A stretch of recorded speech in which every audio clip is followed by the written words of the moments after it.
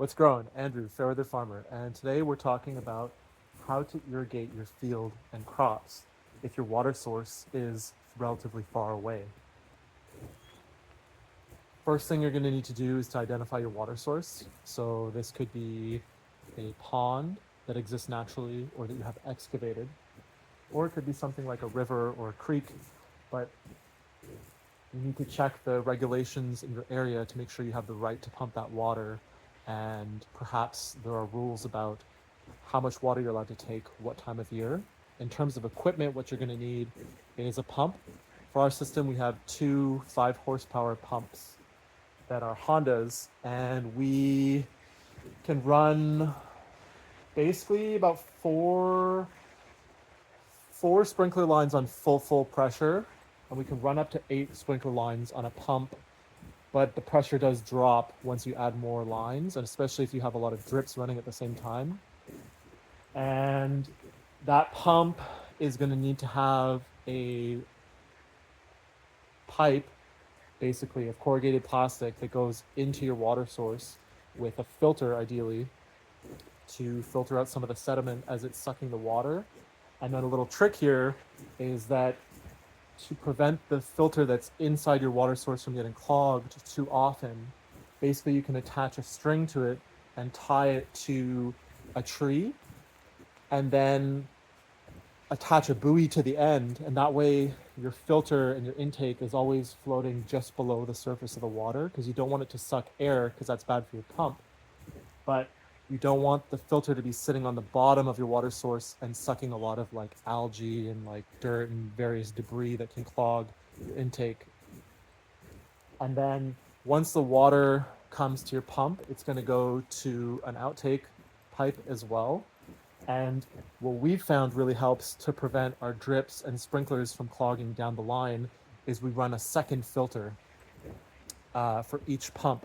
So once the water comes out of our water source, which for us is a pond that we've excavated, it then runs through a very fine particle filter, which removes a lot of the sludge and just various debris that exists in the pond.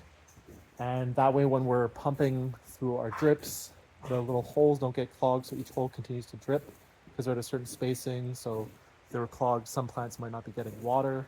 And then for the sprinklers, it's quite a pain when they clog, because you have to run out, and usually you can only see when it's running. So the other ones tend to get you wet. You have to take the little valve off, remove the little rock or whatever that's got it and clogged it, and then reset the sprinkler. And then for whatever time until you noticed and fixed it, the watering is uneven. And then you're also going to need to have a pressure reducer, but basically depending on how long from the water source to your field, you're going to need to run some lay flat tubing. And the further away it is, and if it's uphill, you're going to require more power from your pump to be able to get the water at a good pressure to where you're trying to irrigate with.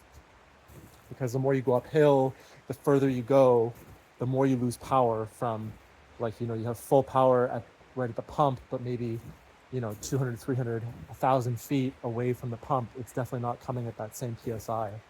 And so if the water, for example, is coming out at the pump at like 60 PSI, you're going to need to drop that down on a pressure reducer from your lay flat to your carlon, which is a hard black plastic. And that carlon is going to connect to your drips, where each drip valve is going to connect and then go water on each bed. We usually put 2 lines per bed, but there's some exceptions. Or to a sprinkler line, which is also run off a carlon. There's little holes in that black carlon where your sprinklers come out of. And the pressure reducer is going to vary depending on if it's sprinklers or drips.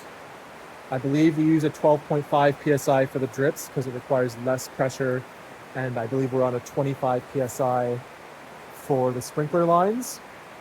And each sprinkler line and each carline line of drips has its own pressure reducer, because, like I said, if it's coming at 40 or 60 psi off of the main line, off of the pump, it's too strong, and then it can blow your line and you can get holes. And that's something that you're also going to have to check for over time, is that with the pressure or rodents maybe chewing through your lines in the winter, you're gonna have to run along that lay flat while it's running and look for leaks. You can put out little flags and you can come back and cut a slice in your lay flat and then just replace the tube, or you can go for a patch. But you're gonna have to check for leaks periodically. And yeah, those are some ways that you can get yourself water from a very far away source to where you're going to irrigate your fruits and vegetables. Go ahead and get irrigating.